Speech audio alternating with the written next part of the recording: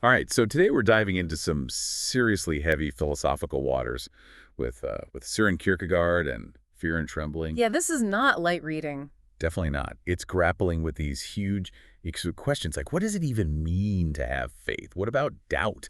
How do we balance being an individual with, like, the expectations of society? All questions, by the way, that we are still grappling with today. Yeah, exactly. And to help us untangle all of this, we're using this story of Abraham and Isaac.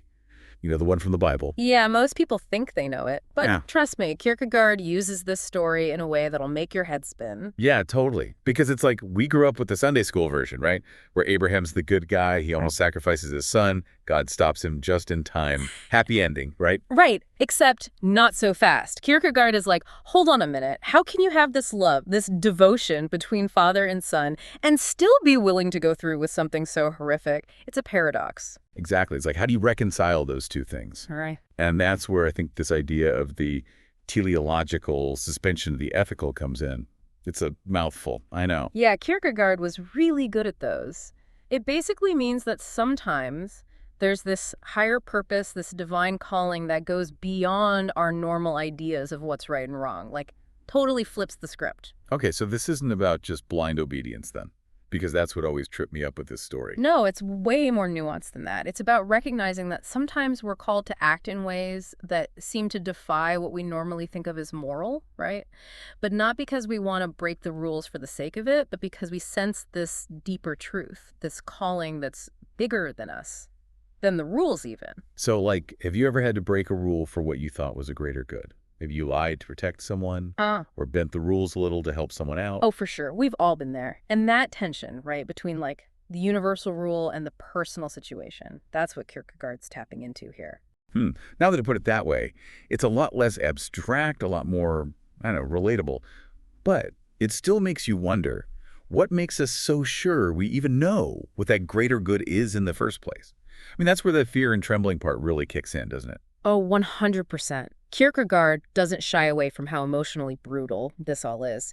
He talks about this crushing dread that Abraham must have felt, knowing he loved Isaac, but also being willing to obey. And that feeling, that dread, I mean, that's not just for, like, biblical figures about to make huge sacrifices. Don't we all feel that? Like that knot in your stomach, can't breathe kind of anxiety when you have to make a big decision where the stakes are high and you just don't know the outcome. Exactly. Like think about a time when you had to take a leap of faith, maybe in your career or a relationship, even when every rational part of you was screaming, no way, that feeling, the unbearable uncertainty. That's it. That's the echo of what Abraham felt. And the person who can exist in that space, who can act despite all that dread, that's who Kierkegaard calls the knight of faith. So it's not about being fearless, but about acting in spite of being totally terrified. Yes. It's this radical commitment to something bigger than yourself, even when, maybe especially when it seems crazy to everyone else, to even you. Wow, that makes the Knight of Faith seem a lot less like a medieval superhero. Yeah. A lot more like someone who's really wrestling with the big questions, you know? Yeah. And maybe even questioning everything they thought they knew.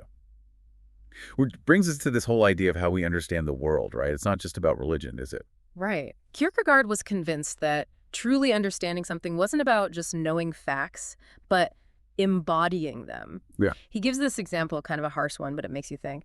He talks about these people who are moved to tears by a sermon about self-sacrifice, like they're really feeling it, and then they turn around and act totally selfishly. Ouch. Yeah, I think we've all been there in some way. So is he saying that knowledge without action is meaningless? It's more like true understanding should change us from the inside out. It's not just intellectual, it's lived experience. It gets in your bones and shapes how you act. It's like that line from Fear and Trembling, where he says, "From men, man learns to speak, from the gods to keep silent." Sometimes silence is more powerful than words, Yeah, right? 100%. There are things we feel, things we stake our lives on even, that we can't always put into words, which I think is kind of amazing. Amazing how. Well, we like to think we have it all figured out.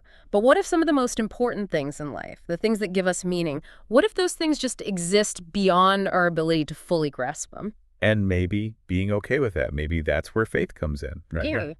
That willingness to live in the mystery, to accept that we don't have all the answers. Okay, so we're moving from trembling in the face of faith to the sickness unto death.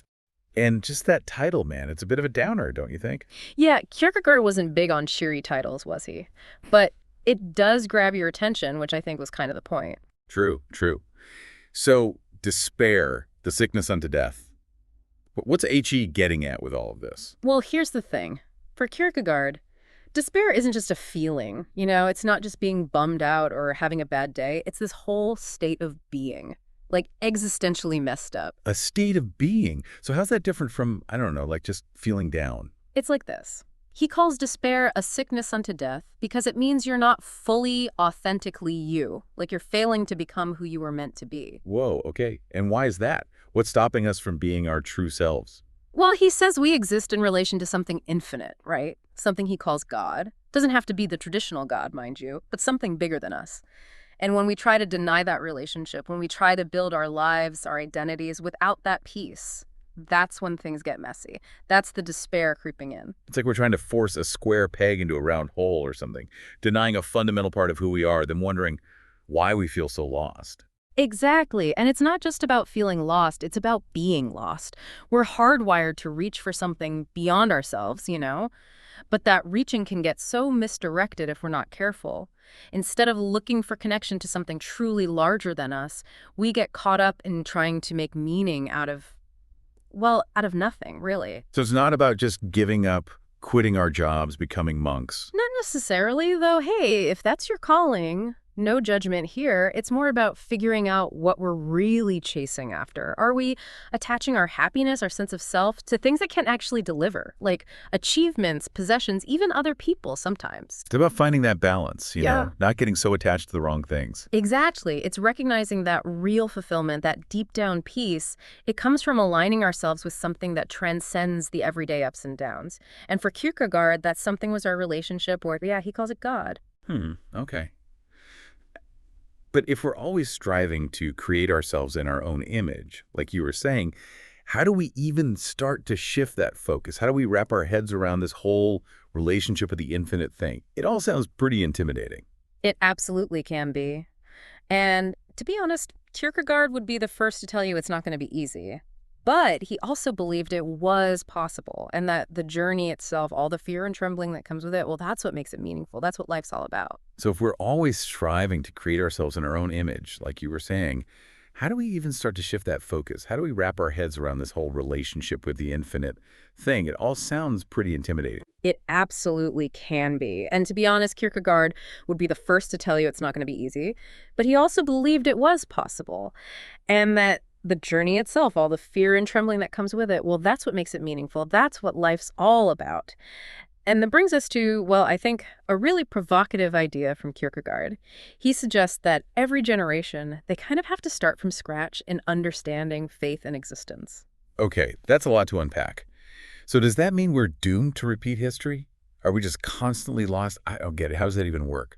Not necessarily. It's more like each generation, we inherit all this wisdom, these traditions, stories from those who came before us. Right. But we have to find our own way to make sense of it all. We can't just blindly accept the answers that were handed to us. We have to find our own leaps of faith, our own way of, I don't know, facing the unknown, figuring out what faith even means for us personally. Exactly. It's like Kierkegaard is saying, don't just inherit the answers, wrestle with the questions. Yeah. Really grapple with them. But how do we do that? How do we wrestle with those big questions without, I don't know, completely freaking out? How do we even start on this journey of fear and trembling without getting totally lost along the way? That's the million-dollar question, right? And honestly, I think it begins with paying attention to those moments, those times when we're being called to step outside our comfort zones, when we feel that pull towards something bigger than ourselves. Okay, so what does that look like practically? Well, maybe it's questioning a belief you've held on to for a long time, or taking a leap of faith in a relationship, or even something like pursuing a creative passion that totally terrifies you, It's about noticing those teleological suspensions, like we were talking about, where logic and reason, they just aren't enough anymore. It's those moments in life when we're forced to depend on something bigger than ourselves, when we have to choose between playing it safe or, I don't know, taking a chance. Even if it scares us. Yes. And those moments, they're not always big and dramatic either. Sometimes the most profound leaps of faith, they happen in the quiet moments of our everyday lives. Like what kinds of things are you talking about? It might be something like, offering forgiveness when it's hard, you know? Or choosing to be vulnerable when it's safer to keep your walls up. Yeah. Or even just deciding, okay, I'm going to trust that little voice inside me, even though it doesn't make sense. So it's about cultivating that inner awareness, being open to, I don't know, being surprised, being challenged. Because if we stay comfortable all the time, we never really grow, right? Exactly. And those leaps of faith, those moments of fear and trembling, they're not about seeking out suffering or making things harder for the heck of it. They're about embracing the whole human experience, you know? The good, the bad, the confusing parts, all of it. Because it's in those messy, uncertain moments that we discover who we really are, what we're truly capable of. Exactly. We discover our limits and then find a way to push past them. So where does that leave us? Are we content to just inherit the answers of the past? Or are we willing to go on our own journeys of fear and trembling, looking for a truth that's, I don't know, that's uniquely all ours? I think after this deep dive, we both know the answer to that one. Until next time, happy diving.